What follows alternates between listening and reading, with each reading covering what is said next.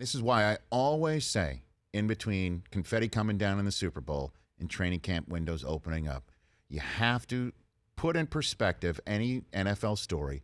How will it manifest itself when the season starts playing? Because here we are, Brady's 41 and just got, I guess a more incentive-laden contract thrown his way. Yeah. Belichick's not going anywhere. Kraft is sitting in the front office. There's Gronk back there. They're all ready to go again. And in a division that you've pointed out in mind-blowing fashion over the last 15 years, as you pointed out in your Football Morning in America column a couple weeks ago, the Patriots are 80 games better than the next team. It's utterly over the last 15 years. The stat I love about that one. 80. The stat I love about that one is for the Jets to get even with the Patriots, they'd have to go 80-0 in the next 5 years, and the Patriots would have to go 0-80. I wish it wasn't. Hey, but don't you want to know my Michigan trivia? Yes, I do, but I do want to let's put a pin in that. I will definitely want to get to that. Okay. But just to continue this conversation with Peter King here.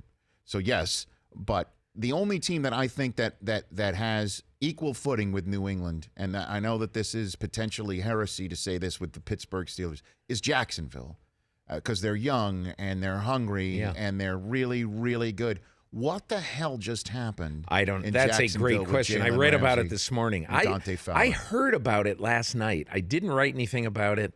I was just up to my rear end in alligators last night. But what happened to me after I read about it, it looks like it was sort of a brawl that got out of control at training camp. And the coach couldn't stop him. Well, there's also the video that we're seeing right now on the screen that was taken by a Jacksonville.com reporter who Jalen then tweeted at. Basically saying, calling the reporter out for actually posting it. And all of a sudden, then he's suspended. Look, it's a week in preseason football, which is kind of like a paid vacation in a way. Like, enjoy not being here when it's 100 degrees out and playing in a meaningless game that can only be meaningful if you get hurt. So, and they called him for conduct unbecoming, not conduct detrimental, which means they're not going to take away any bonus money. Right. So this might be all much ado about nothing. Would you at least agree with my assessment then? I'm just going to make this point. I'd be more worried about Fowler, okay? Here's a guy who has not in any way played up to his draft status, his first-round draft status. And when I read he was suspended, I said, is this guy ever just going to report to work, come and play games and be great?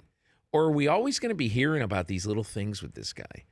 And again, I don't really know Fowler at all, but I would be more concerned about him. Jalen Ramsey, it strikes me from my reading of it, and probably even that, it looked as though he just got really ticked off and couldn't control himself. But those are not good things, especially if you're Doug Marrone. You have a reputation of running a tight ship. If you're Tom Coughlin, you run a tight ship.